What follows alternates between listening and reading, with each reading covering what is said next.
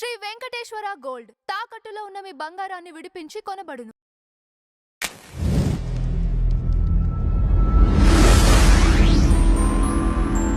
సాయిబాబా పైన విమర్శించిన వారి పైన ప్రతి ఒక్కరి పైన సాయి సంస్థను అంటే ఎప్పుడో మాట్లాడిన మాటల పైన కూడా ఇప్పుడు కేసులు అవ్వటం, దీన్ని ఎలా చూడాలి? అంటే ఏ ఉద్దేశంతో ఇప్పుడు ఈ యాక్షన్ తీసుకుంటున్నారు? ఎందువల్ల ఎఫ్ఐఆర్‌లు నమోదైనాయి గురుగారు?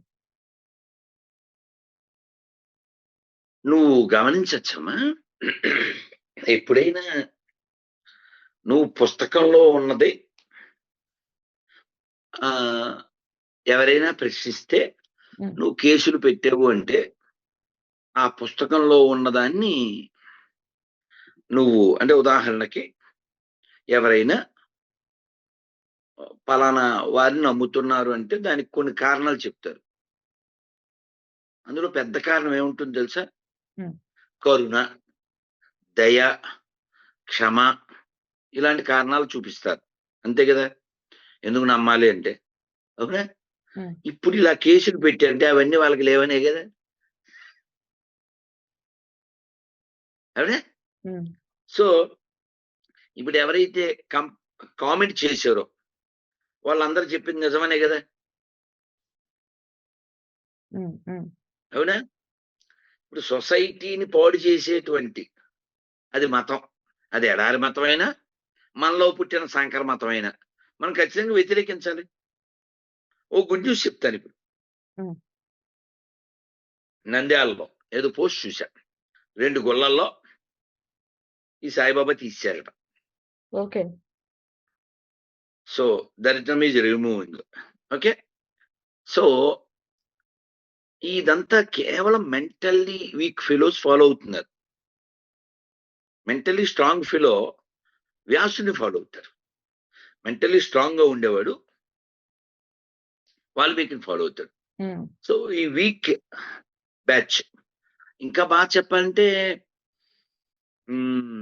నేను చాలాసార్లు చెప్పాను, ఈ ఓమ శాంతి కావచ్చు, లేదా ఈ సాయి సంబంధించింది కావచ్చు, ఇంకా ధ్యానం బ్యాచ్ కావచ్చు, ఇవన్నీ కూడా హిందువులు డివైడ్ చేయడానికి, స్ప్లిట్ చేయడానికి, ఇవన్నీ హిందువులు వీక్ చేయడానికి. ఇప్పుడు శివాజీ లాంటి పౌరుషం కలిగిన ఆ ఫాలోయిస్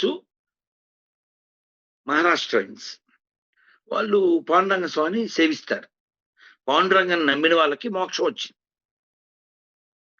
ఇప్పుడు నువ్వు అక్కడ ఉన్నావు నాన్న, మీ పిల్లలకు నువ్వు అమ్మవే. ఎవరో పక్కింటి ఆవిడొస్తే you are just like my mom అనాల్సిన పని లేదు కదా నాన్న. యు ఆర్ ఆల్రెడీ దేర్ కదరా.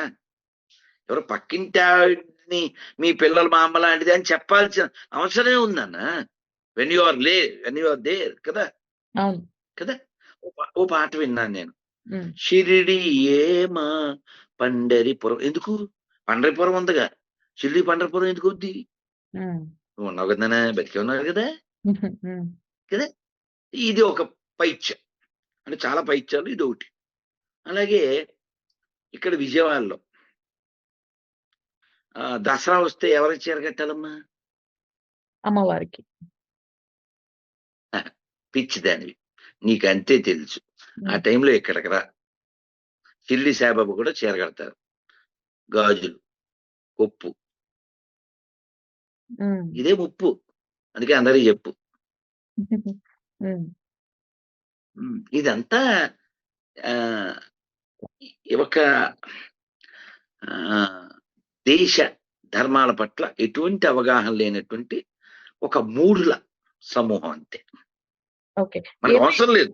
ఏమైంది గురువు గారు? స్టేషన్ కి రమ్మని ఏమన్నా పిలవటం జరిగిందా మిమ్మల్ని? ఫోన్లు చేశారు, నేను ప్రయాణాల్లో ఉన్నాను కాబట్టి మళ్ళీ చూద్దామని చెప్పాను. అది విషయం. అసలు ఇది యాక్చువల్ గా ఎప్పుడు ఎవరైనా ఓ కామెంట్ చేస్తే నువ్వు దైవం అనుకునేవాడు దాన్ని భరించలేకపోతే వాడు దైవం కాదు, నువ్వు భక్తుడు కాదు కదా.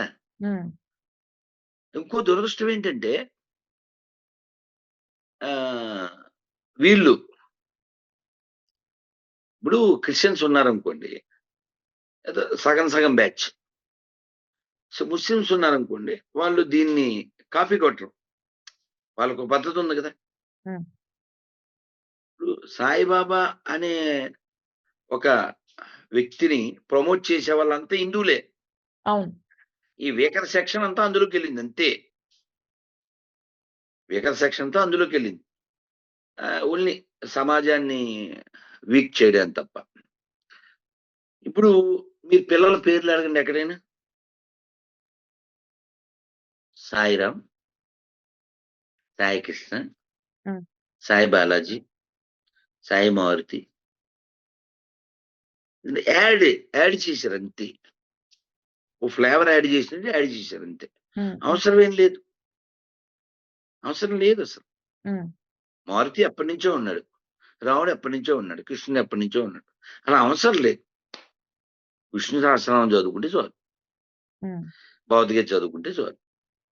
కాబట్టి ఈ వేకర్ సెక్షన్ స్ట్రాంగ్ అవ్వాలని కోరుకుందాం. దాని విషయం మనం చూద్దాం. ఓకే. హిందువులరా, మన పూర్వీకులు ఇచ్చినటువంటి మార్గాన్ని చక్కగా రామాలయం ఉంది, రాముడు ఉన్నాడు, భజన చేసుకుని మన పూర్వీకులు ప్రశాంతంగా జీవించారు. ఈ రీమిక్స్ ప్రోగ్రాం లేదు. చివరిగా గురువు గారు, ఎవరు పడితే వారు రాధా మనోహర్ దాస్ అనే పేరును వాడుకుంటూ ఎవరు పడితే వాళ్ళు అంటే ఆ పేరుకు ఒక క్రేజ్ ఉందని, లేకపోతే ఆ పేరుతో వీడియోలు చేస్తే వ్యూవర్షిప్ పెరుగుతుంది అని ఎవరైనా భావించి రకరకాలుగా ఎవరు పడితే వాళ్ళు తో నుంచి అసలు కంటెంట్ కూడా తీసుకొని రకరకాలుగా వీడియోస్ పోస్ట్ చేస్తున్నారు. మరి వీరిపైన ఎలాంటి యాక్షన్స్ ఉండాలి? పాజిటివ్ గా చేసే వాళ్ళ పట్ల మనం ఏమి మాట్లాడక్కర్లేదు. హ్మ్. కానీ ఈ నెగిటివ్ గా చేయడానికి కారణం ఏంటంటే ఎవరి దగ్గర హానెస్టీ లేకపోవడం కారణం అమ్మ. అందుకే నేను ఎప్పుడూ చెప్పే మాట మళ్ళీ చెప్తున్నా, our priority morality, our priority humanity. ఇవి రెండు ఉంటే చాలు. హ్మ్. ఇవి రెండు పెరగాలని కోరుకుందాం. కావాలితే కామెంట్లో తిట్టడానికి వస్తారు చూడు, ఎంత మొరాలిటీ ఉంటుందో, ఎంత హ్యుమానిటీ ఉంటుందో పిలిచి. ఇంత గొప్ప దేశంలో, ఇంత గొప్ప రాష్ట్రంలో, ఇంత గొప్ప వారికి వారసులుగా పుట్టినందుకు ఆ మూలాలు మర్చిపోయిన ఈ మూర్ఖుల్ని మళ్ళీ వారి గతం తెలుసుకుని నిజాయితీగా జీవించాలని మనం కోరుకుందాం. ఈ ఎడారి మత దరిద్రాల నుంచి ప్రపంచమే రక్షించబడాలి. అలా రక్షించవలసిన బాధ్యత ముఖ్యంగా హిందువులది. మనం యూరోప్ చూస్తున్నాం, తగలబెట్టేస్తున్నారు. అవును. మొన్న సిడ్నీలో చూసా, 17 మంది ఎంతమంది చంపించాడు క్రిస్మస్ చేసుకుంటుంటే. అవును. ఇంకా సూడాను, నైజీరియా అయితే పసిబిడ్డల్ని కప్పెట్టేస్తున్నారు. కాబట్టి క్రైస్తవులు అనుకుంటున్నటువంటి తెలుగు పిచ్చి గొర్రెల్లారా, మీరు దేవుడు అనుకునేవాడు ఒరిజినల్ క్రైస్తవుల్ని కాపాడట్లేదు. ఇక మిమ్మల్ని కాపాడడం అనే ప్రశ్న లేదు. మీకు పేరు కూడా పెట్టలేనటువంటి వీక్ ఫెలోని వదిలేసి స్ట్రాంగ్ గా ఉండండి. మీ అమ్మా నాన్న ఎందుకు ఈ దేహం ఇచ్చారు, ఈ ఈ ధర్మంలో ఎందుకు పుట్టారు తెలుసుకోండి. ఇంకొక లాస్ట్ పాయింట్ నువ్వు చెప్పని నేను చెప్తా. చెప్పండి. మొన్న వాడెవడో, అది ఇక్కడంటమ్మా, వాటర్ ట్యాంక్. దేనికి? మాకు మతంతో పాటు కులం కావాలని. కులం దేనికి? పేరు చివర పెట్టుకోవడానికి, పైసలకి. ఓకే. అంటే దాని అర్థం ఏంటి? దాని అర్థం ఏంటి? వాడి మతంలో వాడు ఎంచుకున్న దేవుడు వీకు అనేనా? అవును. వీడి కూడెక్కలేనోడనేనా? వీడు గవర్నమెంట్ ని అడుక్కుంటున్నాడు, గవర్నమెంట్ ని బెదిరిస్తున్నాడంటే వాళ్ళ గాడ్ వీక్ అని, వాళ్ళ గాడ్ ఫేక్ అని, వాళ్ళ పుస్తకం బీఓకేయు అనే కదా. అది మనకి ఎందుకది? ఇటుండు, నువ్వేమో గోనగన్నారెడ్డి వేట్రే, నేను ఆడా ఉంటాను ఏడా ఉంటాను అంటే వీటి ఇటుండు పో,